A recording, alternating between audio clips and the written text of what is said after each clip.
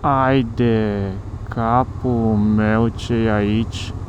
Nu știu dacă e mai faină ca aia de ieri, dar e superbă. Aici ridicăm drona. Asta da cascadă. Da, foarte fain. Când mai zicem noi pe marginea drumului, am văzut o cascadă, am văzut-o, nu știu, da, nu. Vrei cascadă? Asta da cascadă. Aici nu e nimeni, dar partea bună e că văd un ferry venind acolo. Am oprit la Langfoss, e chiar în spatele meu aici, dita mai cascada. Nu cred. 11.150 de metri. 11 km are tunelul ăsta. Avem o mică surpriză acum că, ce să vedeți, nu se mai deschide ușa. Nici într-o parte, nici în alta. Bună dimineața, dragilor! Ziua 10-a. Deci, exact. Atâta de faină e căbănuța asta, am avut căldură, am stat dezbrăcați în tricou. Eu am și dormit acolo sus. Deci foarte fain, nu ne pare rău pentru diferența aia de vreo 20-23 de euro cât era la cort, să stăm frumos aici la confort. Mai ales a fost liber, cum a zis Robert. O să ne dorim la un moment dat căsuță și nu o să fie liber. Așa, acum am profitat. O fost liber, le-am luat pe 2 nopți. Da. Mergem afară, e vreme impecabil de frumoasă, descoperim Transalpul și mergem la vreo 6 km de aici la benzinăria aia ce v-am arătat în clipul anterior, unde am alimentat și am mâncat. Acolo avem internet, vrem să stăm, Iasmina își bea o cafeluță. Deci, nu uita să-mi donezi o cafea, dacă dorești să faci parte din aventura noastră. Facem planul pentru ziua de astăzi, cred că o să facem ceva relativ scurt, că aici nu prea ai ce să faci scurt, cred că oricum o să adune vreo 150-200 km. Și vedem pe mâine planul de bătaie, unde merem. Da, și după masă vreau să vin înapoi, chiar vreau să lucrez, să profit de uite aici, am scaun confortabil, măsuță, tot, chiar vreau să mai termin un episod. Na bun, haideți, la puiu!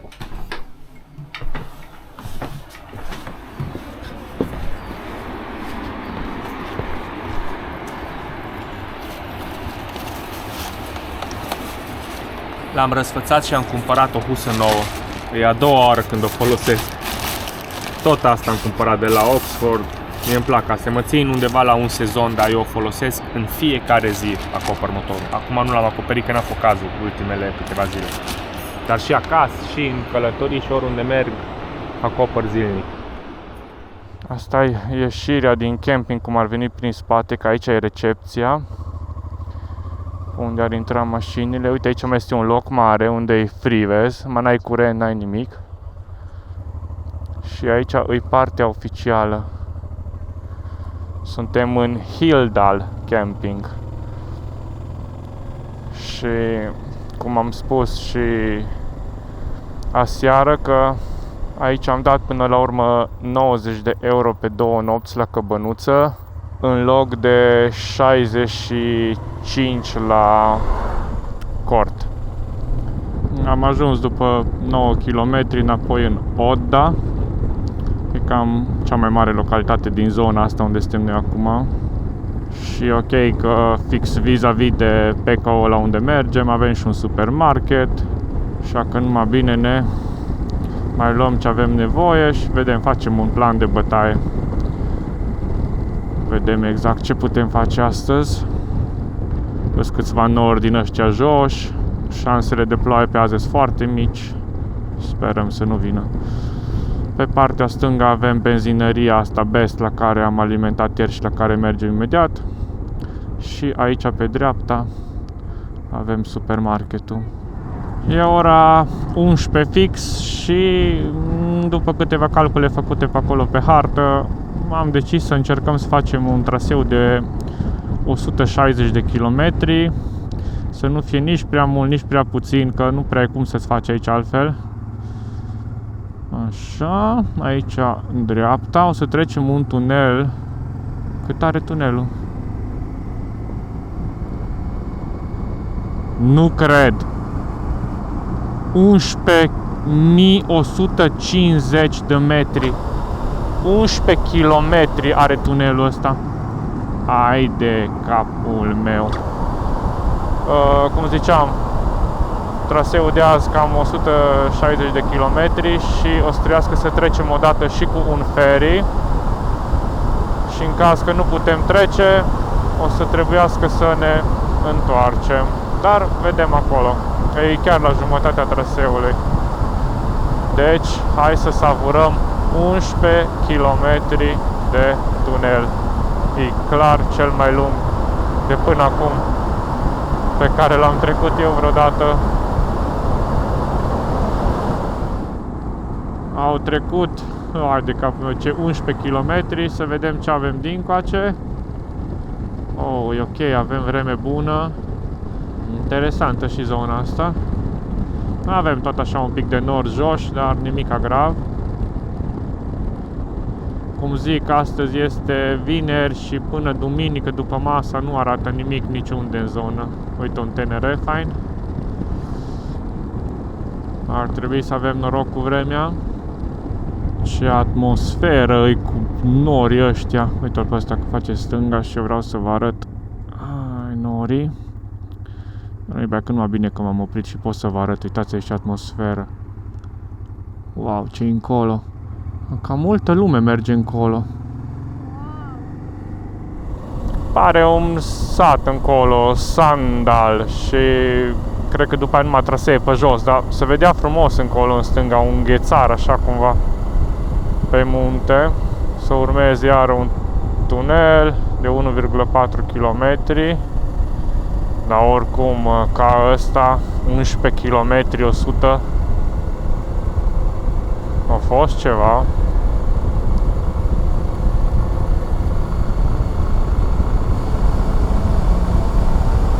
Asta e fain, e iluminat.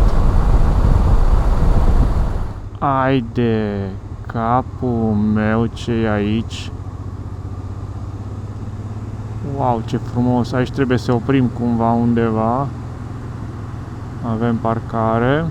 Uitați de aici. Peisaj, wow, cât e. Aici îmi vin vapori, îl mut un pic mai încolo, îl mut în partea aia altă. Superb, superb. Nu știu dacă e mai faină ca aia de ieri, dar e superbă. Aici ridicăm drona. Uite că vin camperele.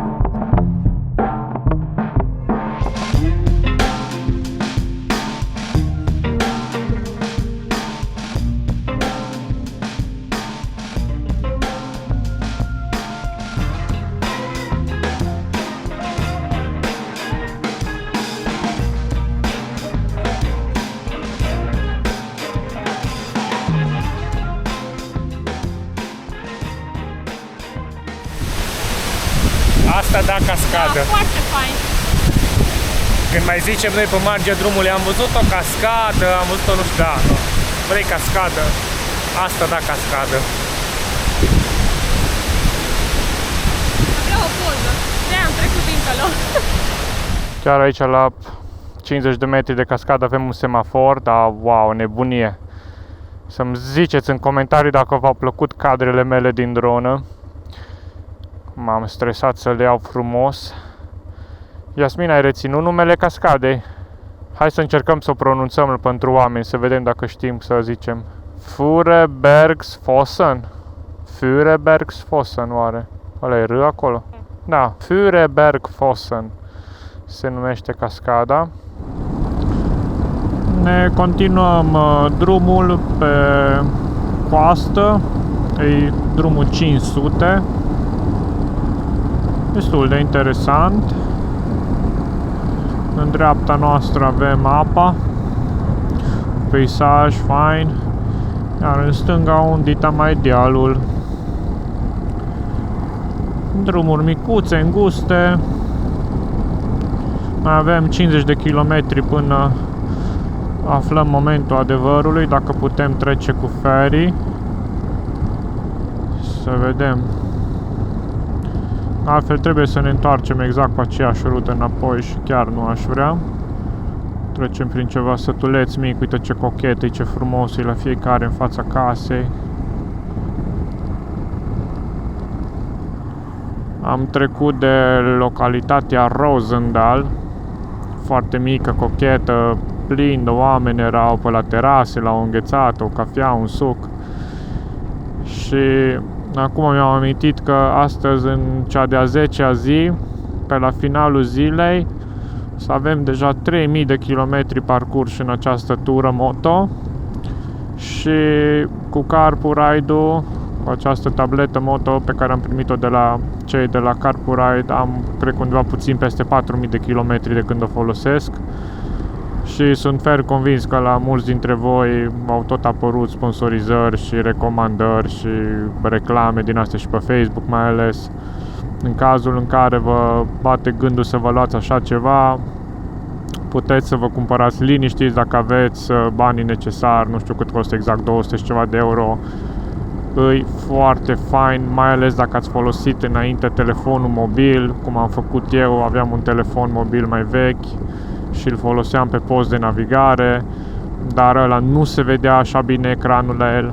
Cu ăsta chiar nu ai treabă, în soare puternic, poate să plouă, nu trebuie să-l dai în permanență jos, că ai suportul ăla fain acolo, îți vine conectat cu un cablu de curent direct la sursa de baterie. Eu o recomand cu căldură.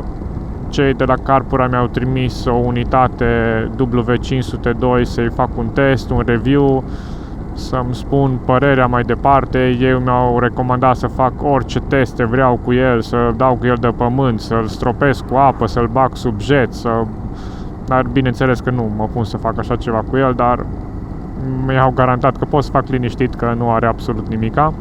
Și în descrierea acestui video aveți mai multe detalii, găsiți linkuri. Dacă intrați prin linkurile mele și folosiți și codul LUCI50, veți avea $50 reducere. De aici ține numai de voi dacă vreți să studiați mai departe problema și să vă interesați de el. Ajunge în aproximativ 2 săptămâni, vine din China. Eu îl recomand, chiar îmi place și sper să nu se întâmple ceva cu el, că m-aș despărți cu greu de el să trec chiar înapoi la telefon. Ne apropiem de zona în care ar trebui să fie feribotul, mai avem 5 km până acolo. Deci cumva am trecut de partea cealaltă a insulei, a muntelui, că de fapt e ca o insulă cumva imensă. Noi am făcut roata așa, în sensul invers al ceasului. Partea bună e că nu e foarte aglomerat pe aici. Atâta sperăm, numai să fie curse, că nu am găsit nimica pe internet. În atât timp cât pare legătură dintre un drum cu celălalt, sperăm să fie. Și dacă nu e acum instant, să fie peste o oră sau eu știu cât, dar ideea e să fie. Scanevic.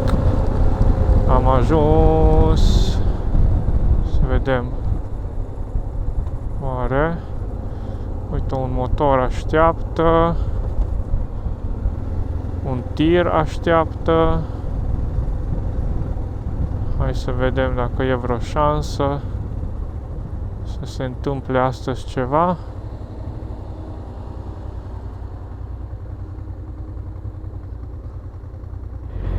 Aici nu e nimeni, dar partea bună e că văd un ferry venind acolo și exact pe ruta care ar trebui noi să mergem. Deci probabil că face cursă dus întors același ferry. Iar dacă acum vine, având în vedere că aici se află doar un tir în așteptare, Eu zic că avem șanse să putem să ne întoarcem pe partea cealaltă. Atunci ar mai fi vreo 50 de kilometri ruta până înapoi la camping, dacă nu vreo 100 înapoi pe exact același drum. Și chiar nu ne-am dorit treaba asta.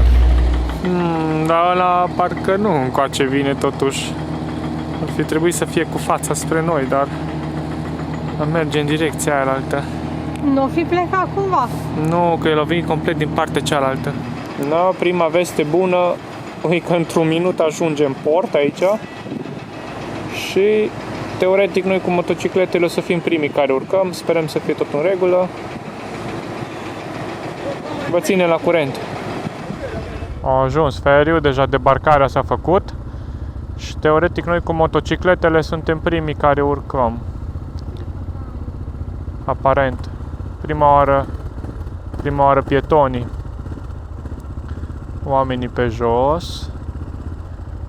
Se ia în ordine inversă, cei mai mici spre cei mai mari. Și avem aici pe domnul care ne-a explicat cum stă treaba cu feriul. El ne-a zis să așteptăm, că vine dintr-o direcție. Bă, ce fain e. Deci Gagica, care e aici cu responsabilă cu Fero, zici că îi Crico Adventures, îi tipa din Suedia cu Transalpul care a plecat spre Nepal. Deci incredibil cum seamănă. Trebuie să-i scriem, nu are o soră în Norvegia. Mai îs pietoni care vin. Na, păi cu copiii, acum se mișcă mai greu. Și uite și ăia care vin cu căruțul. Tot aici se grăbesc, adică vorba aia, se grăbesc. Vin și ei cum pot. Ne lasă pe noi până mai vin ei. Dreapta extrem. Ne parcăm chiar aici. Unii lângă alții. Hai să vedem să nu ocupăm loc. Uite așa. Nu știu, lăsăm, uite așa. Nu cred că trebuie legat aici, că nu-i tulbure mare acum și nu-i agitație mare, știi? Că deja vin cu tirurile. Am lăsat motorul parcat jos. Mergem direct sus, vedem cu plata, dacă cineva ne întreabă ceva. Băiatul cu motorul zicea că s-ar putea să fie și gratuit. Dacă nu, e maxim vreo 50 de coroane, vreo 4 euro. Uite priveliștea de sus.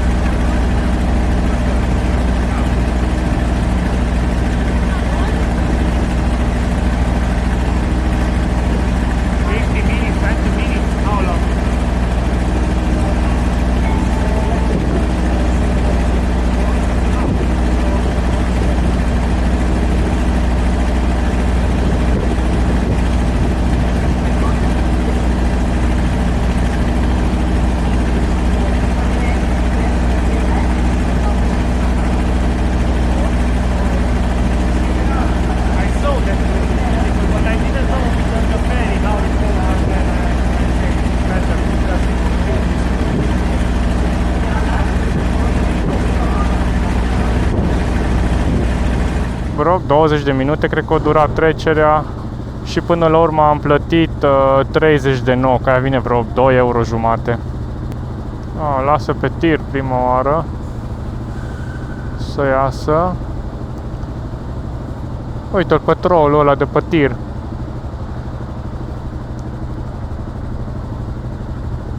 Acum mașina și noi.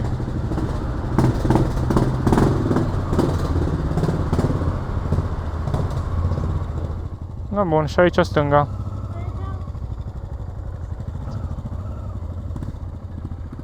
Uite, Spar, vrei să oprim? Hai să intrăm la Spar, că poate găsim ceva mai european.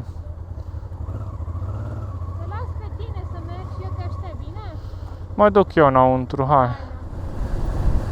Da, nu am la mare lucru din șpear, ceva bacon din alea cu bulețe, o să facem cu orez și am mai luat o salată. Da, am crezut că e salată crudă, dar cred că trebuie fiartă, prăjită, nu știu, deci vedem. Mâncăm noi ceva când ajungem la camping, dar până atunci mai avem 60 de kilometri, o oră de mers. E super fain, că am reușit să ne plimbăm și cu ferry electric. A fost o experiență faină. Iar legat de partea aia de plată, în mod normal ei vin, îți fac o poză pe număr și urmează să-ți trimită plata, doar că tu trebuie să fii undeva înregistrat în baza lor de date și eu fiind din România e evident că eu nu sunt înregistrat niciunde la ei. Și tipa de acolo a început să umble pe ferry să caute a cui motorul și m-am dus eu jos și am zis trebuie să plătesc și au zis da, e 30 de NOK, deci e 2 euro jumate, nimic, nu merită să vorbeai să-ți mânci omenia pentru 12 lei. No. Și am plătit cu cardul, direct pe telefon, cu POS, no, foarte fain. Dar ne bucurăm că am găsit ferry și că au venit, că puteam să pățim ca la Lissabon în episodul de ieri, când am ajuns acolo și au zis, păi astăzi nu circulă ferry, numai mâine. Imediat se deschide peisajul, aici după curba asta. Ar trebui să vedem în jos, uite ce frumos.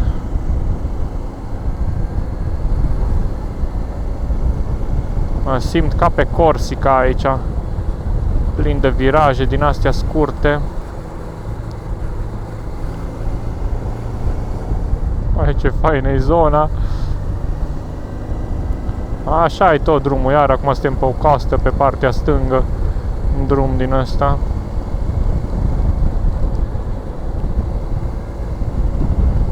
Așa e tot drumul.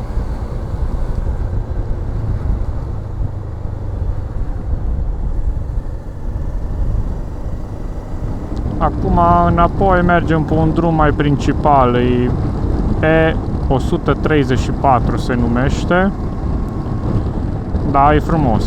Chiar dacă mai avem în față 2-3 microbuse, nicio problemă. Uite aici.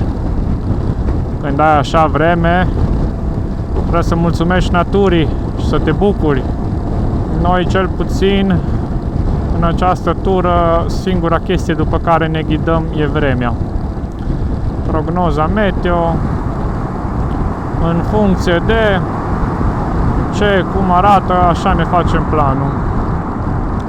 Și bineînțeles, plan maxim pe o zi înainte, hai 2. În sensul că, ca și acum, am văzut azi și mâine vreme faină. Bun, astăzi facem o tură mică, mă duc înapoi la camping, mai editez, mâine plecăm, facem o rută faină, că e vreme bună, după aia vedem, stăm iar undeva 2-3 nopți și tot așa.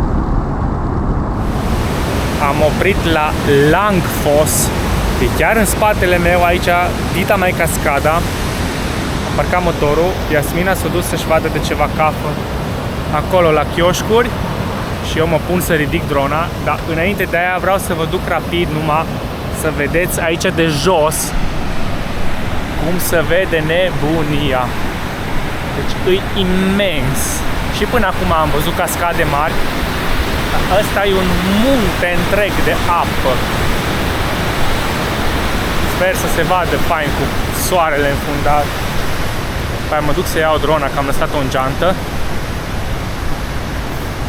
Pe partea aia avem lacul. Și cam asta se vede aici pe lângă mine. Sunteți gata?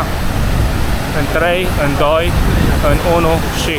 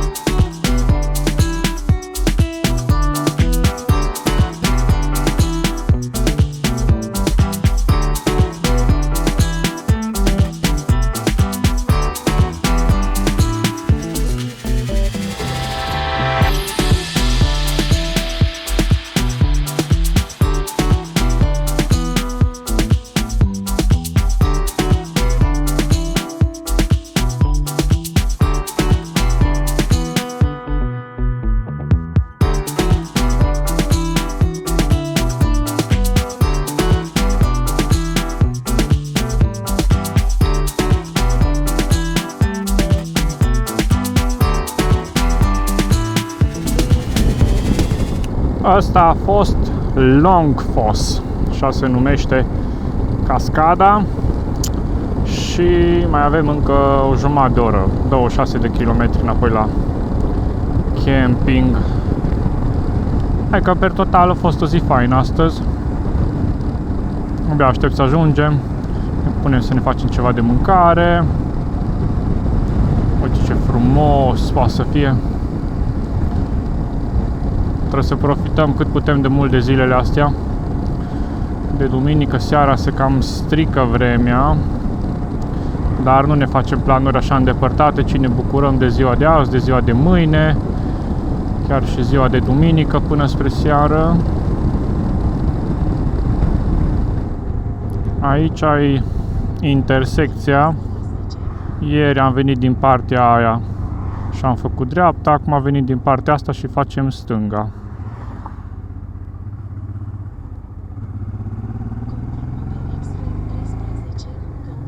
Și intrăm pe drumul 13, iar facem coborârile alea, intrăm pe vale. Mai avem 8 km până la camping, o să trecem iară pe lângă cascada, nu știu exact cum îi zice, aia faină cu pod unde curge multă apă. Dar aia, dacă vreți să vedeți, vă uitați la clipul de ieri, că nu ne mai oprim să mai filmăm încă o dată. Atunci am ridicat drona, a fost chiar fain. Deja era spre seară, era destul de târziu. Am ajuns la podul minune, Latefos îi zice la cascadă, doar că podul e destul de îngust și într-o mică curbă și dacă se întâlnește un camper, cum a fost acum cu un tir, și mai ales dacă cel cu camperul e și un spăriat, atunci se cam oprește traficul. Dar uite că s-a reluat. Aici tot timpul e umezeală mare, vapori. Acum eu vă mai arăt încă o dată de aici de jos. Dar pentru mai multe, să vă uitați la clip. Da. Mă pot să șterg iară lentila. De fapt să o moșcolesc mai mult. Uite că omul a parcat unde am parcat noi ieri. Au găsit loc fain de parcare acolo. Tot aici am fost și noi ieri parcați lângă el.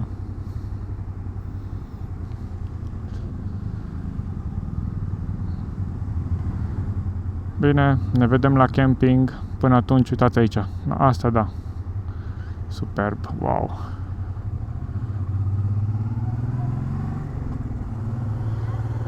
Am ajuns înapoi la Hildal Camping.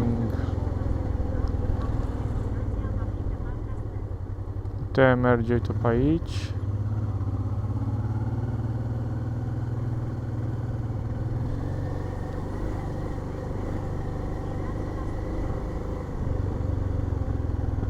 Înapoi direct la căsuță.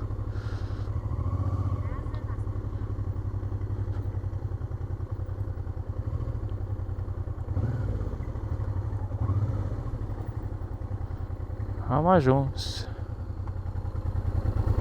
Fraților, sunt obosită și nici n-am băut o cafă cu ea dimineață. Cred că de azi așa. Avem o mică surpriză acum că am revenit la căbănuță. Căbănuța cu numărul 1, care este a noastră. Ce să vedeți, nu se mai deschide ușa. Băgăm cheia și nimic. Băgăm cheia, stau de un click, dar nu se deschide. Stau deja de vreo 5 minute aici și nu reușesc să-i fac nimic. Nici într-o parte, nici în alta. Mai duc la recepție să vedem dacă se găsește vreo soluție. Da, dragilor, am reușit să deschidem ușa. Am sunat-o pe doamna de la recepție. A spus să tragem de ea. M-am dus hotărât, am ridicat clanța, am tras de ea și am reușit să o deschid. Și acum ne pregătim să facem de mâncare. Robert, ce faci acolo? Nu știu dacă o să iasă ceva comestibil. Am luat ceva salată ce trebuie fiartă. Am mai pus un plic de orez din ăla de la Dr. Oetker. Nu, de la altceva, de la Mr. Bean. De la Mr. Bean cu Charlie Chaplin. Și am luat ceva bacon din ăsta, din șpar și încercăm să facem ce bine ceva. arată. Dă să gust. Mi-ai făcut-o pe oricum. Să văd, e fier oricum.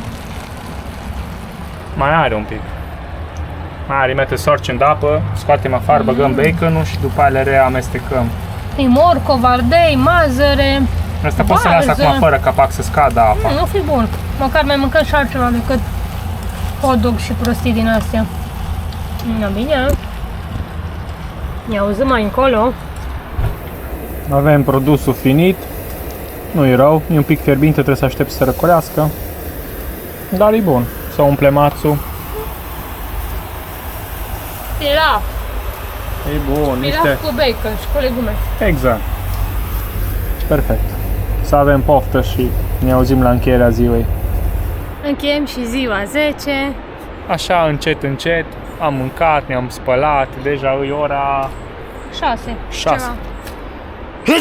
Noroc. Ne scuzați. Înainte să încheiem ziua, am zis că vreau să-i verific uleiul. Pe drum v-am zis că astăzi atingem 3000 de kilometri. Am făcut 3000 și câțiva kilometri de când am plecat de acasă. Iar de când am schimbat uleiul am 4300. Așa că cu ocazia asta vreau să verificăm și nivelul, să vedem unde a ajuns. Hai, țin motorul drept și tu bagi acolo joja. Gata. Bag-o drept până în filet. Gata, ridică-l. Și îi 3 sfert. Nu-i completez astăzi, îi 3 sfert, îl mai lăsăm. I-am completat chiar când am plecat de acasă și am mai băgat acum într-o zi, nu mai știu, după vreo 2000 de kilometri aproximativ i-am mai băgat. Deci uleiul e în regulă, mai trebuie să-i ungem lanțul să-l pregătim pe mâine dimineață.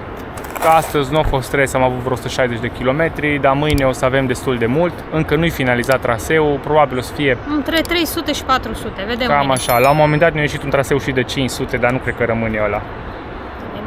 Mulțumim frumos că ne-ați urmărit și de această dată. Mulțumim! Dacă v-a plăcut, știți ce aveți de făcut, un like, un comment. Subscribe, susțineți! Dacă vreți să faceți parte din aventura noastră, nu uitați să-mi cumpere o cafea. Da, ne puteți susține și financiar, aveți toate detaliile în descriere. Mulțumim și Mulțumim, ciao! De aici ciao. din Norvegia, ziua 10. Ciao!